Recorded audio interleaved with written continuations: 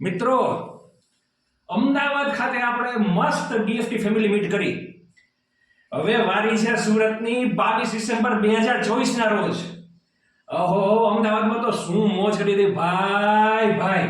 પણ સુરત વાળા એમ કે છે કે આ વખતે તો ડબલ મોજ કરીશું. અરે અમે તો ચેલેન્જ આપી છે. અમદાવાદમાં 500 પ્લસ નું રજીસ્ટ્રેશન થયું હતું અને સુરતની ટીમ એમ કહે છે કે 700 પ્લસ રજીસ્ટ્રેશન કરીને દેખાડીશું. તમે રેડી છો?